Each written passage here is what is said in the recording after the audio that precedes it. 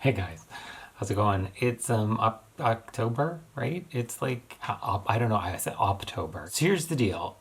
Since I don't think many of us are going out to parties, and if you are, exactly, the dog just went.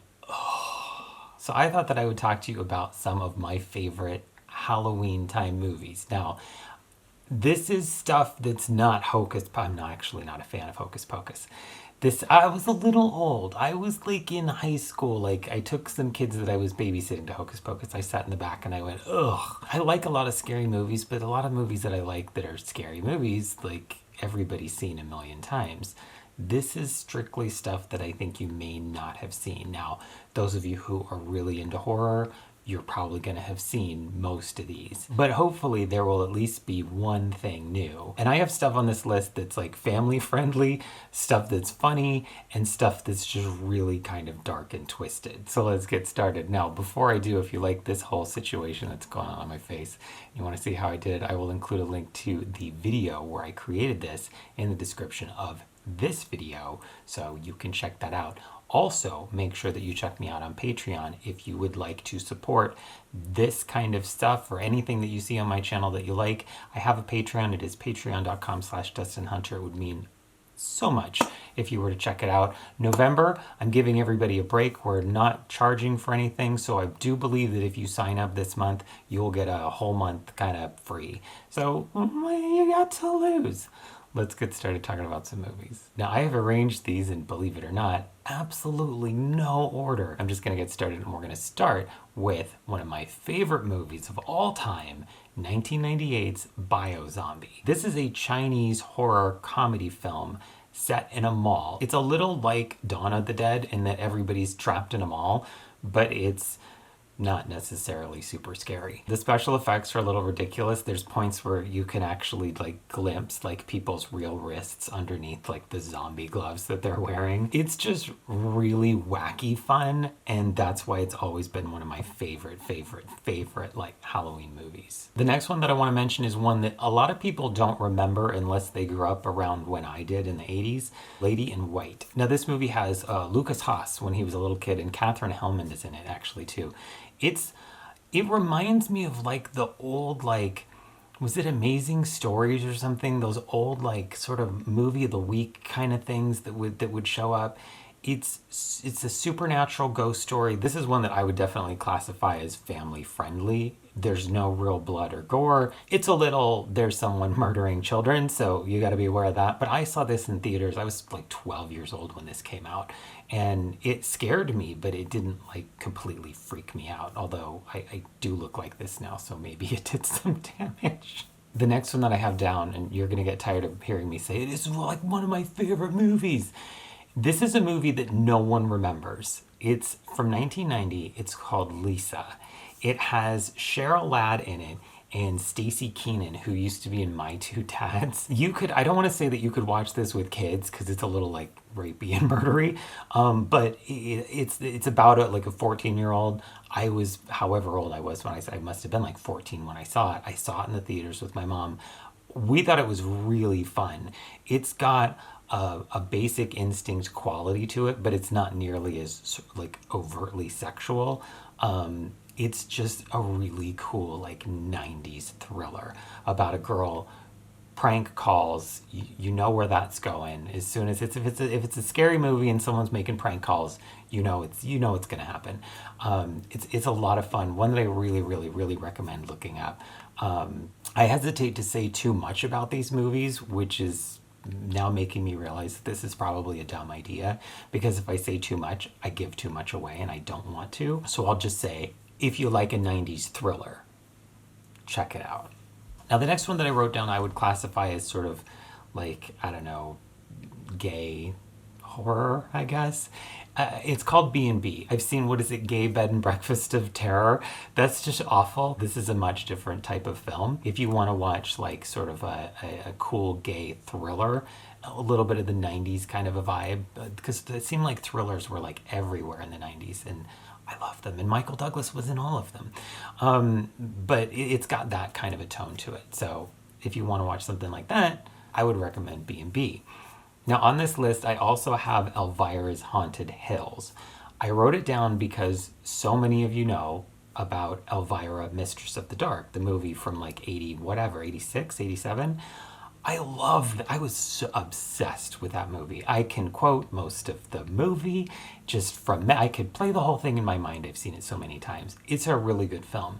A lot of people haven't seen Elvira's Haunted Hills, which was made years later. It's not nearly as good, but it's Elvira. It's still funny. There's still some really good jokes in there. Worth watching if you like Elvira. You want to watch something cheesy just for fun for Halloween. It's a good one. Vegas in Space. Not necessarily, no, definitely not a Halloween film, but you should just watch it anyway. 90s, drag queens, outer space, cityscape, like the shot of like the ship flying over the cityscape. I believe that the buildings are nail polish bottles. It's wicked. It is total camp, over the top, a lot of fun.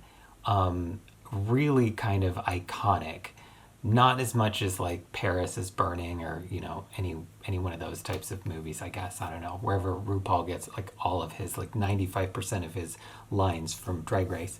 But Vegas in Space is still a really awesome movie, and I would call it like a movie that I would watch around Halloween just because it's so costume, so camp, so like good versus evil. It's a really fun film.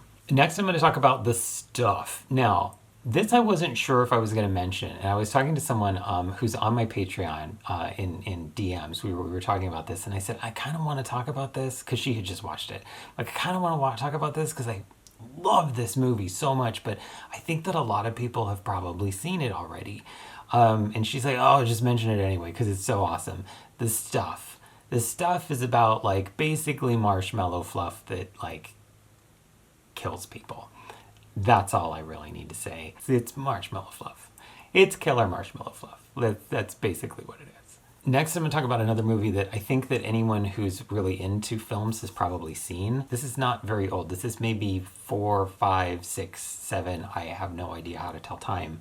Years old. A Girl Walks Home Alone at Night. If you haven't seen it, it's moody. It has elements that are kind of a little, it's a little funny. It's black and white. It's the soundtrack is excellent, and it's just got this. If you're a fan of The Hunger, if you've seen The Hunger and you love The Hunger, you would like this. I just know that you would. This would be like your kind of movie that would be like, oh, this is kind of awesome. So if you like The Hunger and you haven't seen A Girl Walks Home Alone at Night, check it out. It's really good. All right, finally, I'm going to talk about a couple of what I would call classic films, and then I'll leave you. I'm going to start with Burnt Offerings. This is 1976, Karen Black, Bette Davis. This is a haunted house movie. Now, it's dated because it's in the 70s. It's not going to be like Haunting of Hill House or anything that's more, contemporary, that's really, really moody. But it's still a fun watch. It's about a house that's sort of kind of evil. And everybody just kind of goes like nuts. And that's pretty much the point of the film. All right, going back a little bit further, 1965, I Saw What You Did, which I call I Know Who You Are and I Saw What You Did, because that's what the girls say in the film. This is another movie about girls making prank calls, using the phone. You know it's going to end in disaster. But this movie has Joan Crawford in it. And she's not necessarily prominent, disappointingly so. I should mention some of her horror films in this list if I'm talking about it. If you've never seen Straight Jacket, just stop everything that you're doing right now and go watch it.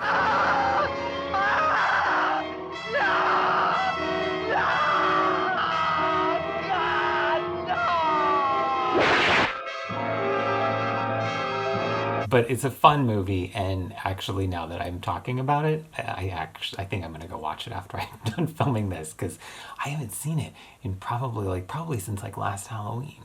Now, if you know me, you're probably going, Dustin, why didn't you mention any Joan Collins films?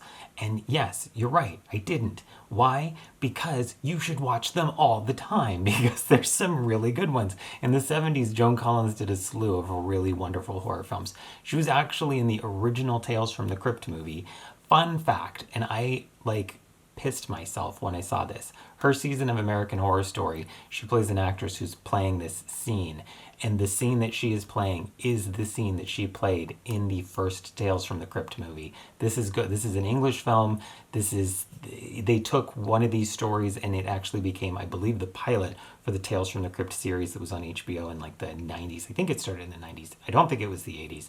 But she kind of reprised that in American Horror Story. Unless you watched that old movie, you wouldn't have known that was the case.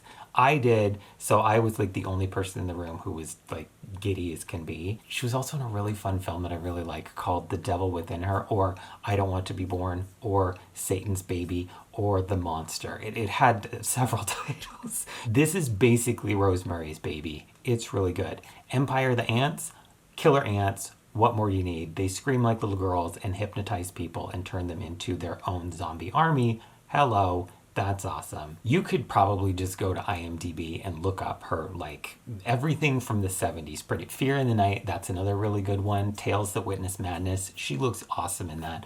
Part of the reason I admit I love her movies from the 70s is because her look in the 70s was my favorite. I just think she's really sexy in all of these films. She's got great hair, she's got great makeup, she's got an awesome body. So I just love these films. So yes, anything, if you're wondering, why didn't you mention that? It's because they're like my favorite movies to watch all year round. So look up Joan Collins from the 70s, and any number of these films are really awesome. And that's it for me right now. Thanks guys so much for watching. I really appreciate it. Don't forget to check this out if you want to see how I did this, and please check me out on Patreon once more. That is patreon.com/DustinHunter. I will see you there, and I will see you later. Thanks.